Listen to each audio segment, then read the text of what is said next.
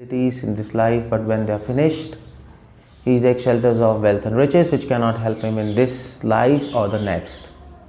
Because of this, he approaches the living dead who possesses these things. Such people are compared to impure trees, creepers, and poisonous wells. Okay, fine. Can you just shift kar do? Yeah, just forget it. Just leave it. I got it here. So we are in 5, 14 and 12. The material world has great forest of enjoyment. Yeah, this is the way. Okay. My voice is clear to all of you? Hare Krishna? Yes, Prabhuji. Yes, okay. Okay, so this is the verse about enjoyment in the material forest. And that it's an allegory given here, some kind, but through examples they are trying to teach us that material world is not a good place to live in. That's what ultimately the conclusion is. It's not a good place to live in. There was this Michael Jackson who, actually when I was young, there was one famous song of Michael Jackson. I think he got a Grammy award for that too. And that was so make the world the better place to live in. This was a very famous song of Michael Jackson, and people were holding candles and what peace, make the world a better place to live in. That was at that time anyway, I was young, so I couldn't really understand. It was nice, but the point is, it's absolutely philosophically wrong. Material world is not a good place to live in. This conviction we should have. This conviction we should have. If we don't have this conviction, then there is no point of doing devotion. Because Srimad Bhagavatam says that verse, Savai Pumisam Paro Dharma Yato Bhakti Radhokshaje Ahitukya Pratiyate Atma Suprasiditi. No. Vasudeve Bhagavati Bhakti Yoga Prayojitaha Janyati Ashu Vairagyam Jnanam Chayat Ahitukam. Srimad Bhagavatam says Vasudeve Bhagavati Bhakti Yoga Prayojitaha, that when your devotion to Vasudev, now Vasudev Bhagavati, when your devotion to God who is known as Vasudev, now why in that verse Vasudev is, Bhagavan is called Vasudev? So what's that verse? Vasudeva Bhagavati Bhakti Yoga Prayojita. Number? Anyway, yeah, I think first canto, second chapter, 8th verse, I think, yeah? Is it? Just check. So first canto, second chapter, 8th or 7th verse something. ये इन्होंने दिखाया है? No. 7th. Yeah, first canto, second chapter, 7th verse. Very important verse, actually the most important verse. One of the most important verse. Vasudeva Bhagavati. Sukadeva Goswami, he says, when there is devotion to Bhagavan, Bhagavati, and the name he uses is Vasudev. Why it's Vasudev or Vasudev? Vasudev, no? The name he uses is Vasudev. Why? Because Vasudev means who stays everywhere. Vas means to stay. Dev means a deity. The deity who is everywhere. That's very important. So Krishna is everywhere. That aspect of Krishna, that he is omnipresent, and consequently, therefore he is omniscient. And thus, because he is omniscient, he is omnipotent. In other words, he is present everywhere. Because he is present everywhere, outside, inside, in every atom, anda antarasthas, parmanu cha antarastha. That is why he knows everything. He has all the information because he's everywhere. And because he has all information, that's why he's all powerful. Because anybody who has all information, like Google, they're all powerful. They can manipulate information, they can do anything. So that is why Bhagavatam says Vasudev Bhagavati Bhakti Yoga Prayojita. The idea is when you have Bhakti Yoga Prayojita, when your goal is absolutely clear. What is the goal? To actually do devotion to Vasudev, to serve him, to serve him who is everywhere. Now that's very important to understand. Sukadeva Goswami could have used Krishna, Govinda, Adhokshacha, there are so many words, but why he uses Vasudev? To emphasize this point that Bhakti Yoga is not difficult. If Krishna is everywhere, then to think of him is not difficult. In fact, one reporter came to Prabhupada, I think one reporter or one person, congregation, he was asking Prabhupada, it's so difficult to think of Krishna 24 hours. Prabhupada said, so difficult to forget Krishna. Prabhupada said, because Krishna is everywhere. So Vasudeva Bhagavati Bhakti Yoga Prayojita. The idea is, Sukadeva Goswami is saying, when you have devotion to the Supreme Lord with the understanding of all His majesties, all His greatness, His omnipotent, His omniscience, His omnipresence. It's not just sweetness.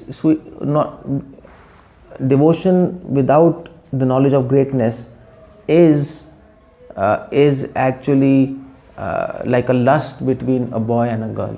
Devarshi Narad says in Narad Bhakti Sutra, Jararameva. Narad Bhakti Sutra, Narad Muni says, devotion devoid of knowledge of greatness of God and only knowledge of sweetness is Jaranameva, is like lust play between a boy and a girl. Narad Bhakti Sutra, I forgot that sutra, but very nice. Jaranameva, Narad Muni says. Vasudeva Bhagavati Bhakti Yoga Prayojita Janiyati Ashu Vairagyam. Now that's the point I want to bring here. I want to connect to this verse. If you have such a devotion where you are absolutely aware of greatness of Supreme Lord, and of course you also know His sweetness, and Prayojita means your goal or focus and or aim in life is only Bhakti Yoga, is only devotion to Lord, Supreme Lord, nothing else. You might get distracted sometimes, you might fall down sometimes, but nevertheless your aim is clear. You'll get up and again continue your journey. That's what is type of devotion which Sukadeva Goswami is mentioning. If that type of devotion is there, then what happens? Then you get two symptoms. Janiyati Ashu Vairagyam. Immediately in your life you will have two symptoms. What? Vairagyam. That's the first symptom. Vairagya means detachment from this material world. Distaste for this material world. Srila Prabhupada says this material world is like a stool. It's Krishna's stool. So we don't like everything about Krishna. Prabhupada says it's Krishna's stool, so we don't like it. This is interesting. Although it's Krishna's stool, but nevertheless it's stool. So Vairagyam, we have distaste for this material world. Why?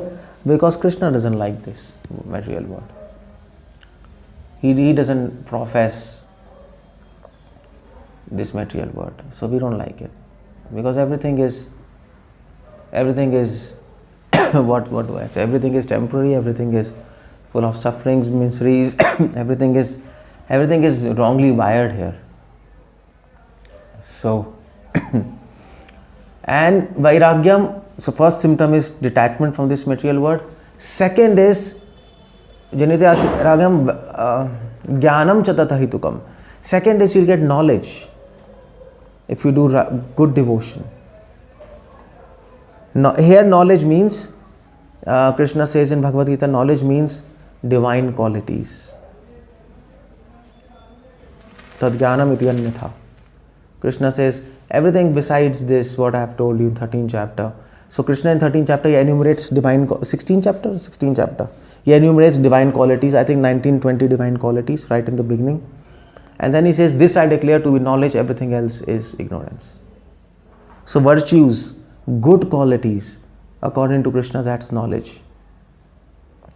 So these two qualities we'll get, and that's what is actually this chapter, this verse is talking about. This whole chapter is talking about that if you're on right track, if you're doing good devotion, then you should develop vairagya. Otherwise, devotion has no meaning. It has no meaning. You can't have both things. You can't say I like Krishna and I like this material world. It's absolute useless proposal. It's actually an offense for Krishna. It's offense towards Krishna. I mean to say, you have put Krishna and material world on same platform. I like Krishna, I like material world. So material world is as attractive as Krishna, then that is a disgrace. That is a defaming of Krishna. Krishna's attractiveness far surpasses the attractiveness of this material world. In fact, it surpasses so much that in front of Krishna, this material world is absolutely not attractive. It's rather this material world appears as a disgust when anybody is attracted toward Krishna. So this verse is specifically talking about money, riches. And what this verse is saying. Now this verse is saying the conditional souls actually sukrita tada. So this verse is saying that due to previous sukrutis, this is 5:14-12. Due to previous sukrutis, yada, when a person gets due to previous sukrutis, previous past credits, some riches, some money. So we all get, Janma Aishwarya Shruti Shribhir, Kunti Maharani says, our birth, our wealth, our education or intelligence, and our name and fame. All these four are decided from previous lives. You can't change it. You can try whatever you want, but you'll not be able to change it. If you try to change it, you will get frustrated. You might work 28 hours and you can earn $1 million, and then you can show to your astrologer your chart, and he will say, well, in your chart there is no money, but how do you get money? I worked hard. But so I changed my destiny. So Keshan, your lecture is wrong. No, your Vedas are wrong. No, absolutely not wrong. You can get money, $1 million, but you will not be able to enjoy it. That's another thing. If you have $1 million and if you can't enjoy it, it's as equal. It is as good as mud. And that's what Chanakya Pandit says no. Chanakya Pandit says Pardara matravat, Pardareshu matravat, Pardraveshu lostravat. See other women as your mother, see others' wealth as mud. Why? Because you can't use it. That's the whole idea. Because you can't use it. That's why you have to see it as mud. Because if you see it as money, then you will get frustrated. Why don't I have? I want that and this and that, and because you can't use it, so it's as good as mud for you. So that's the whole point there. So if in your destiny, suppose if in your destiny you have enjoyment for how much? Suppose in your destiny if you have enjoyment for $1,000 only in this year. In this year you can enjoy $1,000. But if you earn $1 million, you will not be able to enjoy $1 million. You will only enjoy $1,000. Rest of the time what will happen? Either you will become sick or you will have law cases, court cases. You will not be able to enjoy your money. It will be just either it will be sapped off or it will just lie down, but you will not be able to enjoy. That's the whole idea there. Purva Sukrutas. Due to past credits, we get whatever we have. But dugdha, but after some time it will get exhausted. it will be finished. It will not be temporary. No, everything is temporary. So that's why one of the saint, I forgot his name, I think Bhartrihari, He says, what's the point of earning? Because whatever you get in by destiny, you will get it. And whatever you will lose by destiny, you will lose it. So, why do you want to work? And that is why Krishna says in Bhagavad Gita, you take care of my problems and I will take care of your problems. One of the saint, I forgot, one of the Christian saint, he or she, they said, I think it's written in Bible. It's written in Bible. I think Christ said to his disciples that my Father, he says, you take care of my problems and I'll take care of your problems. And that's there in Bhagavad Gita, by the way. Yathamam prapadyante tam sate bhajamyam. It's the same thing. Krishna says, you take care of my life and I'll take care of your life. Don't worry about that. Bhaktivinoda Thakur, in one of his songs, I think in Sharanagati, there are a few songs about this Goptrite Varnam Tatha. So in one of the songs he says, we are like servants of God. We don't have to worry about the maintenance of our life. We worry about maintenance of God's mission. And He worries about our life. Don't worry about your eating, your sleeping, your house, what will happen. Don't worry. Now you can say, I am Grihastha, so I have to worry. Well, you might be Grihastha. Bhaktivinoda Thakur was a Grihastha. So, he was working, but he was not worrying. They are two different things. So that's Sayada Dugdha Purva Sukritas. So everything will be finished after some time. Then what happens is thank you. Then what happens is Tada.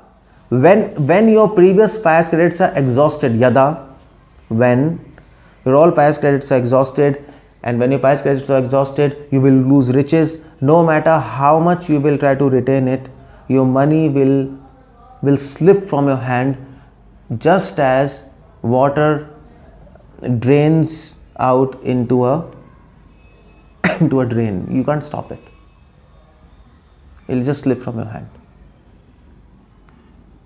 No matter how much you try to preserve it, you will not be able to do it. Circumstances will become like that and you'll lose everything. So, actually there was one person, 10, 15 years back I'm talking, this one person, he was there and he came to us and he said, in my astrology, I have big losses there. So he was Karodpati. He was millionaire and he showed his chart, and the astrologer told, see, you in 1 month you will lose everything. So he was really tense, and because we are saints, so he asked, Prabhuji, what should we do? So I said, I told, okay. He was not a devotee, so I didn't really advise him. I told, chant Hare Krishna, whatever, don't worry. But anyway, he was a materialistic. So he went to another astrologer. He showed that astrologer said, okay, do some solutions. So he did some solutions. But what happened was, he did some solutions and he told, okay, so in your astrology it's written that you will get losses in this kind of business. So do one thing, change your business. So then it might solve the problem. So he changed the business, everything, and everything was nice. So within 1 month he was about to become from Karodpati he was about to become Bhangipati, something like that. So just 1 week was left and he met us and he said, Prabhuji, I set everything and I changed everything, astrologer. And what happened was, just 4 days before, like 1 month ending, he got a heart attack. There's some different problem. He got a heart attack. He was admitted in the hospital. His factory got fire. But he was in hospital. He couldn't handle anything and everything became zero. He was on roads. And then after 1 month I met him. He met me. So he told Prabhuji, I finished everything. I tried. Then he told me, Prabhuji, I've got realizations. We should not try to fight our destiny. It's impossible. Let the things come and let the things go. That's what Prahlad Maharaj's advice is there. Just as distress comes on its own, we don't invite distress. Similarly, happiness will come. Don't worry. And just as happiness goes away, distress will also go. You just sit and watch the entertainment. That is a good life. This life is a big entertainment. You just sit, don't try to do anything, don't try to poke your nose, don't try to adjust, just watch. Do something minimal to sustain your life, isn't it? That's all. Something, if your household does some minimal, some small house, and by some kids, they are reading something, and just keep on going. Don't worry about anything else. Just put your entire energy in thinking how to serve Krishna. And now so many people, they do life insurance, isn't it? Well, I think you should do mission insurance. What about Krishna's mission? you do life insurance, what will happen to my life? You should do mission insurance, what will happen to Krishna's mission? What about that insurance? Who will give that insurance? Bank? You have to give. Hare Krishna. Yeah. I think somebody's unmuted, Mataji. You have to mute them. Okay, thanks. Okay. Okay, so that mission insurance, that is what is devotion. We all have to get a mission insurance, not life insurance. Just think about God and He will think about you. That's a deal. That's a deal. If you think about yourself, Krishna will think about Himself. That's all. That's a deal. So that's what He says. When all your previous past credits are exhausted, you might be happy, so much money, this, but one day there will be nothing. Tada, that time what happens is, Karaskara kakatunda adi apunya drumlata vishodha panavat. So what happens is, then you approach people who have money, like your relatives, right? Your relatives or your friends, please help me. But the verse says, these people whom you are asking help, they are compared to impure trees, creepers and poisonous wells. Actually, they are, the more you ask for help from other people who have money, you actually are harming yourself. Why? Because then you are going, because one thing is, you are undergoing a debt, a loan, and you are obliged to those persons, and then you have to fulfill their desires. So you're getting more entangled, and if you get a loan, then you are in a problem. Then whole life you're busy spending loans.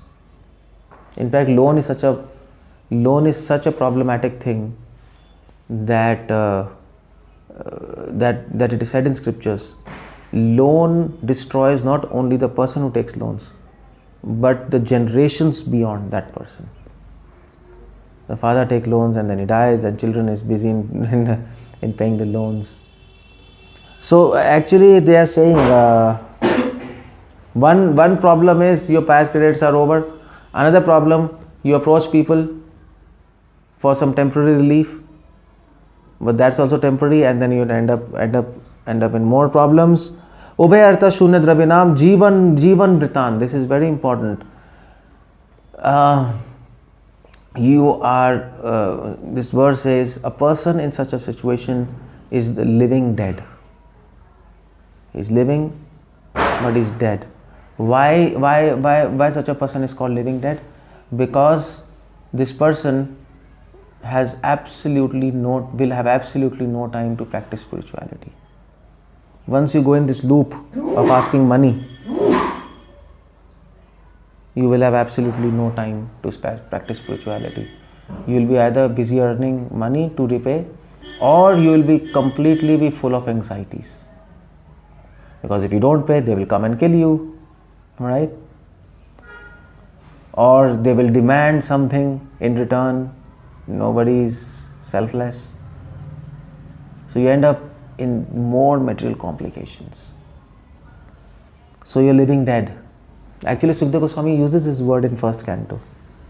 People who have no devotion in their hearts, They are walking dead. This term I think Sukadeva Goswami uses. Walking dead. So there's a movie also, horror movie, The Walking Dead. There's a movie also, The Living Dead. You can see on Google. So these are famous old movies. Living Dead, The Walking Dead. At the time of hippies, these kind of movies were made. The Night of Living Dead, that was very famous at the time of hippies. Night of Living Dead. So these people are almost dead. They look living, but they're dead. Their heart is dead. That's the whole point. That's why they're called living dead. Their heart is dead. Their heart is not calling God. Their heart is completely engrossed in money, wealth, their own life. This kind of heart is not appreciable. Srimad Bhagavatam says this kind of heart is tadashmasaram. It's a steel-framed heart.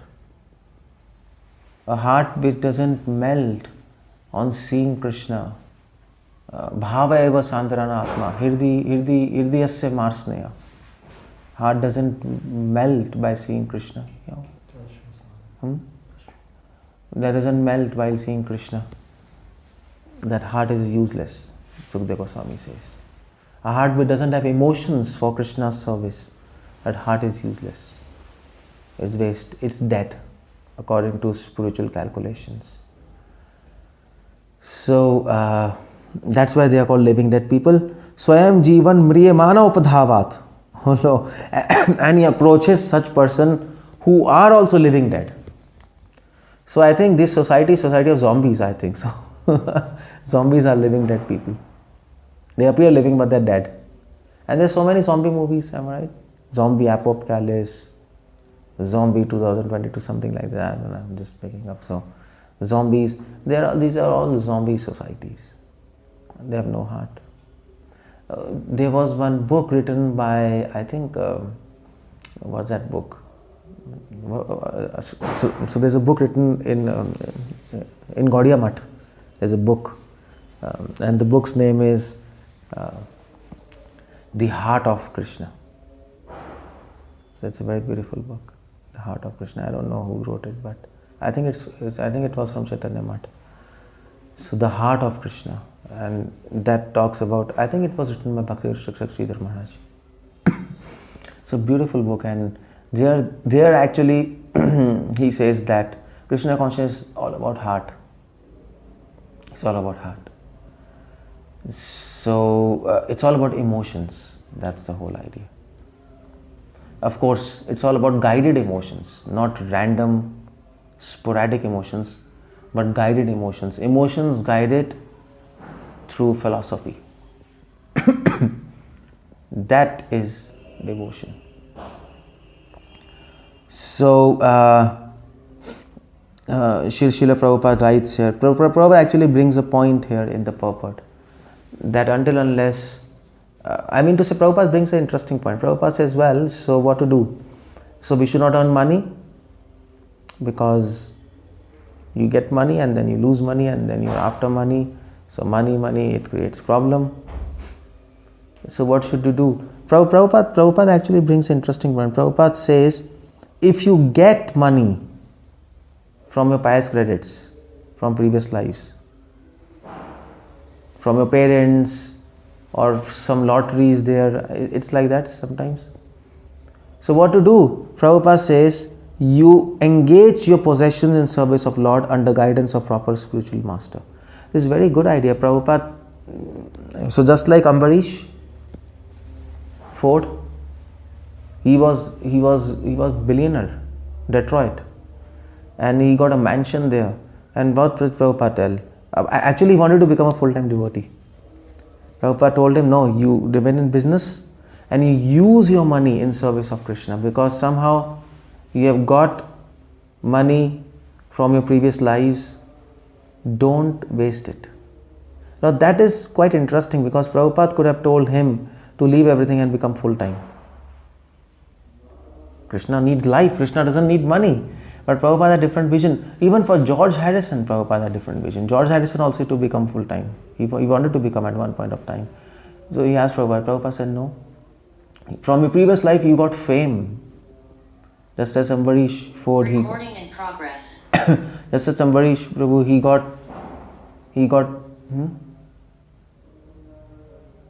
क्या हो रहा है?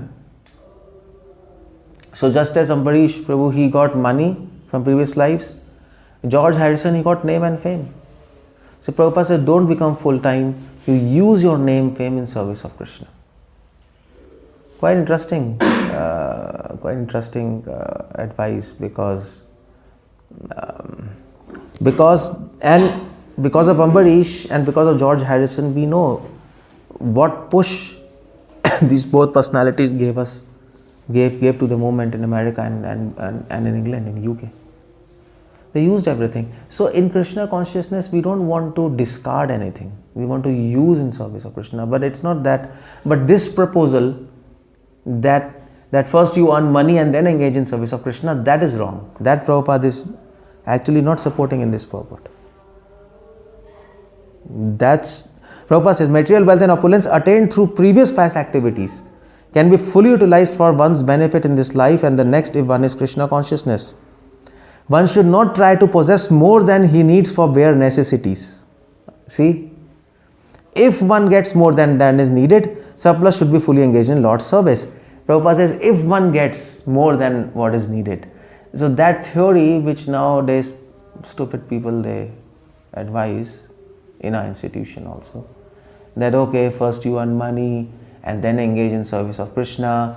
This is also service of Krishna. It's useless. That's not Prabhupada supporting here. So many youths are being advised like that by so-called devotees that no problem, even earning money and engaging in service of Krishna is service. Well, earning is not service. Engaging money is service of Lord, that's all right. But if you get by your previous destiny, that's the whole point. Janma Ishvare Shruti Shribhir, any of these four, higher birth, fame, Shruti, knowledge, scholarliness, and money, if you get from previous life, engage in service of Krishna. But don't try to earn them. Don't try to earn so much money. Don't try to earn so much fame that, oh, I am becoming famous because then I will use that fame in service of Krishna. But before you become famous, your devotion will become infamous. That's what is going to happen. You'll go down the drain. In American parlance, you'll go down the rabbit hole. That's what they say. So don't do that. Don't do that. It's a nonsense proposal. So you have got intelligence from your previous life, use it in service of Krishna. But don't try to become intelligent. Don't do that. Whatever intelligence you have, just do devotion with that capacity. Don't try to become intelligent like others. You will not be able. You can't do it. It's impossible. And that is why we have Varnashrama Dharma. People who are intelligent from previous lives, they act as Brahmana. People who are not intelligent from previous lives, they act as Vaishya, Kshatriyas, whatever. That's the solution there. Engaging people according to their Varnas, natural propensities. Maybe not ashramas, but Varna is very important.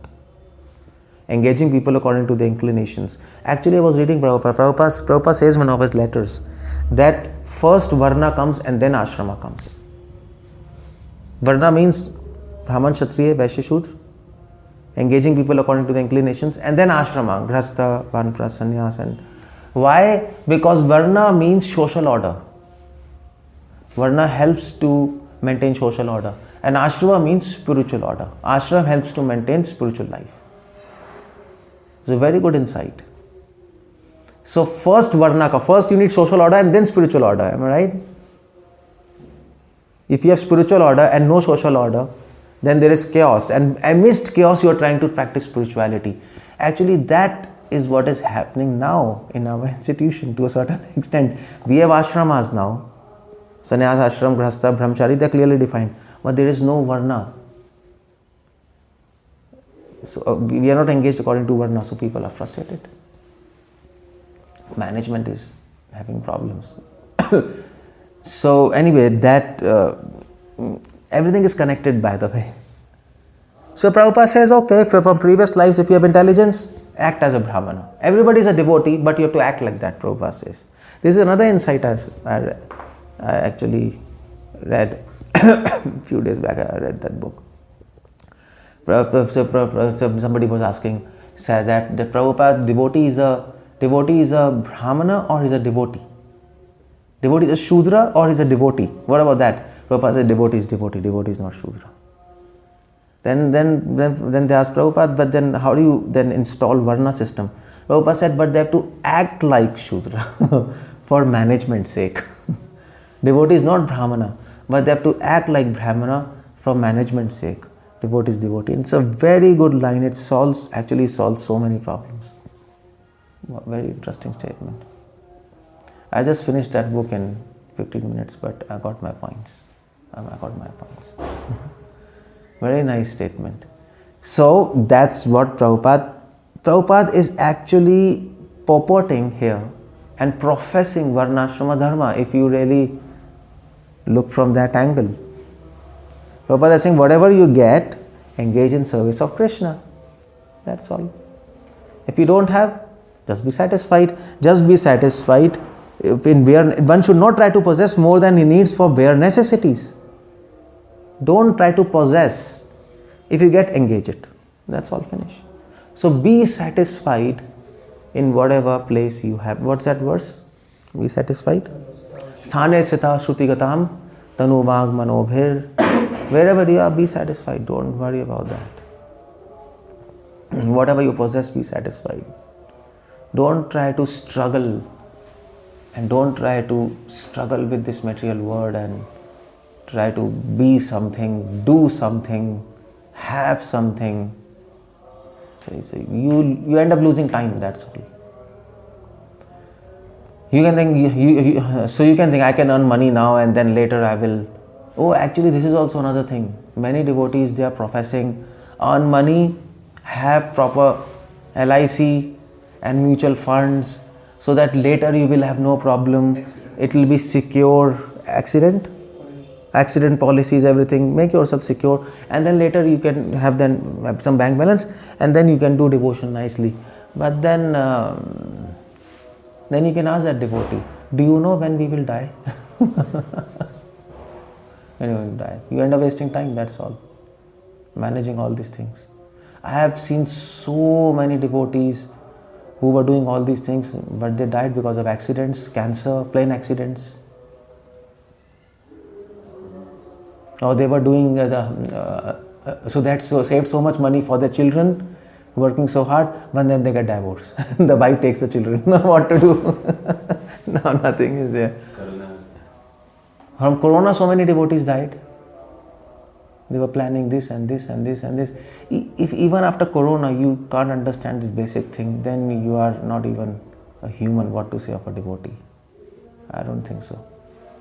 Sorry to say this, but it's like that. I mean to say, you have to be super dull-headed. If even after Corona we are thinking about so many plans and future plans and this. So I don't say that as a householder you don't plan your future, but don't be absorbed in that. Don't plan in a very grandeur and very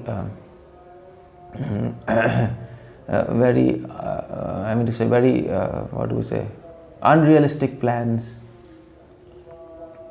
Unrealistic according to spiritual calculations, not according to material calculations. Be realistic according to spiritual vision. Plan something and then leave it, that's all. Save your time. Time is destiny. Remember that. Time. If you have time, then you can do devotion and change your destiny. If you don't have time, then you can't do much things. So this purport is good. So Prabhupada is actually arguing against two major deviations. The first deviation is you advise young people to actually first make your career, earn money, and then engage in Krishna consciousness. That's foolishness. And the second deviation is Second deviation is what's that? Oh, actually, one deviation. Oh, and second deviation is that some people say, I want to become famous, and then that. So when I become famous, so when I will top in my class, then people will say he's a devotee. What is this? What is this? You top or you don't top, it doesn't matter. So if I don't top in my class, if I don't get good marks, people will blame Krishna. Why they will blame Krishna? They will blame you. That's all. You didn't read. That's all. Krishna consciousness is a part of life. Oh, I didn't get good marks in my class, so I didn't top in my class. So that's why people are blaming that I passed stool. Because you waste so much time in passing stool, that's why you failed. You can't say anything. Nobody says like that, because that's a part of life. Krishna consciousness is a part of life. It's not an extracurricular activity. That art should be there, and then you do your own business, your own life. You have to, and save time as much as you want, as you can, and as you should, and practice Krishna consciousness. That's what is advised in this verse. Actually, interestingly, Prabhupada quotes this verse, Yat karoshi yad ashnoshi yad juhoshi yadasi yat. Prabhupada says, all that you do, all that you eat, all that you offer should be done as offering unto me. Prabhupada gives an interesting explanation. I never saw this verse like that.